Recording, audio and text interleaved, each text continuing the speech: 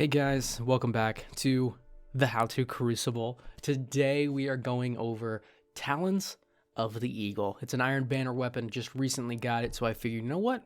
Might as well do an Iron Banner weapon for the To Crucible, might as well. Maybe we'll do a Dawning weapon for the next one. Who knows? I don't know. So my Talons of the Eagle, scout rifle obviously. It had drop mag, it had threat detector, so increased reload, stability, and handling when enemies are close, as well as explosive payload. So let's go ahead and get talking about this weapon, shall we? Let's get talking about this bad boy. All right, so my overall feelings were not very good. I did not enjoy a lot of the matches, but then I would see that I was doing well. I don't know. It's kind of a weird thing. I was doing decent, like probably above average actually, and I was actually getting quite a few kills, but I don't know. I was getting frustrated. There were things that definitely shouldn't have happened with this gun, but they did. So yeah, I don't know. That's kind of my take. It was interesting. Your usage strategy with this weapon, get nowhere close to the enemy. Absolutely nowhere close. All of the close range maps that I have on my list here of my 20 matches are very low scoring games and very terrible KDs. Very terrible KDs. So always make sure that you are using very long range with this gun. I would pair it probably with an SMG, like a good SMG or a good sidearm. So like the Last Dance, or maybe just a good auto rifle like Gnawing Hunger or something like that. You know, just to pair it with something that's close range. You can even do it with a hand cannon. Just something that's going to get the job done up close, because this thing is very, very hard to get the job done up close. All right, so let's move into the numbers here. So for my kills, deaths, and average KD. So for kills, I had 298, deaths 192, and the average KD, not from those numbers, but from the average KDs of every match, was 1.85. So it was a decent KD. I mean, it's under a 2, which you don't really like to see that. You want to make sure it gets over a 2 for the really good weapons in the Crucible, that's for sure. So I don't know if I'd be taking this into trials or not, but looking at long range here, well, let's go into those now. Let's look into range. Let's go to long range. So long range, I'm actually going to give this weapon a 7. So this weapon's getting a 7 purely based off the fact that when you hit all 3 of your shots as headshots from long range, or from any range actually, it was a 3-shot kill.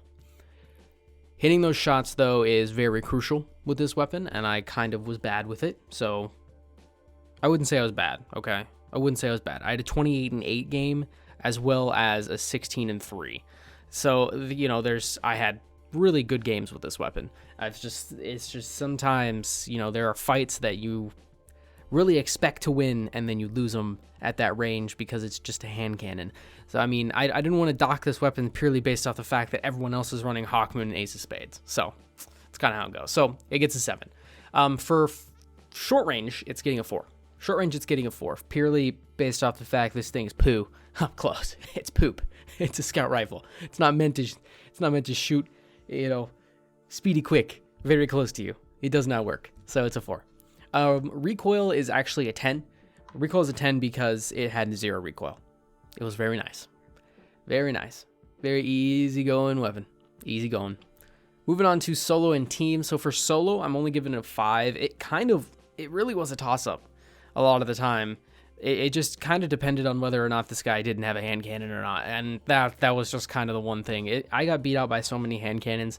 It was just depressing, I guess. Moving on to team. For team, I'm going to give it an 8.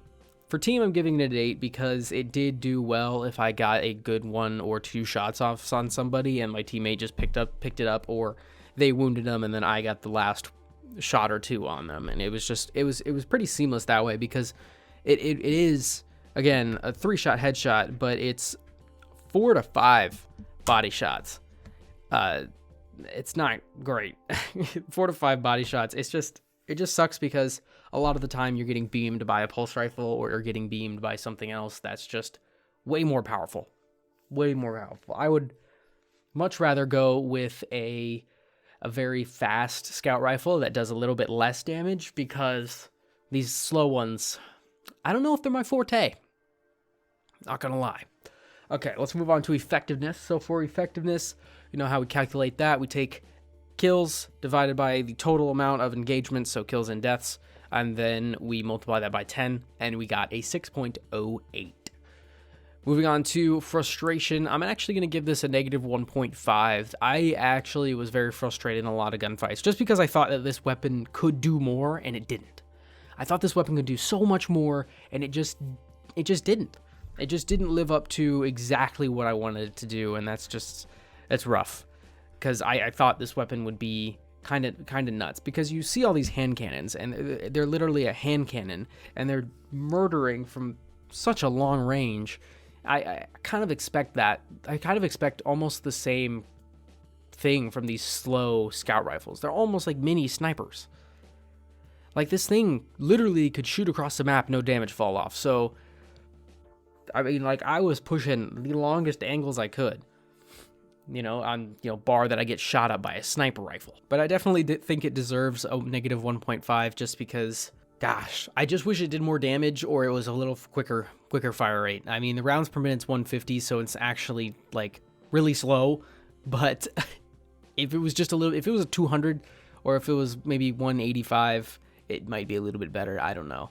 I just know that there were some times where I was getting really frustrated, because I was like, what is going on? What is going on? So, yeah. Now let's go ahead and add that all up and subtract today. And we get a 38.58. 38.58. It's actually a pretty decent score for the weapon itself. So let's go ahead and move into the rankings. So I need to switch tabs here. Okay. So it is the only scout rifle. It's the first scout rifle that we've done. So it is sitting first in its magnificent glory. So we have the HTC now. So for the HTC, this weapon is actually going to be sitting just below Arsenic Bite. Right? Yep, I did my math right. Yep, it is just below Arsenic Bite, so it is 6th. Second to last for our weapons here.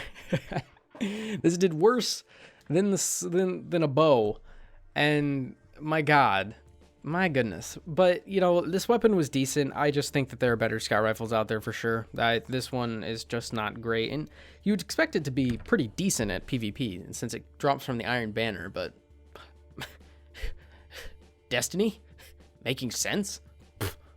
Wow. That never happens. So that is going to be the weapon. Thank you guys for watching this video. I hope you guys enjoyed. If you did, go ahead and leave a like, and if you'd like to see more of this content, go ahead and hop on over to the channel, see what I got over there. So thank you for watching, and I'll see you in the next To Crucible.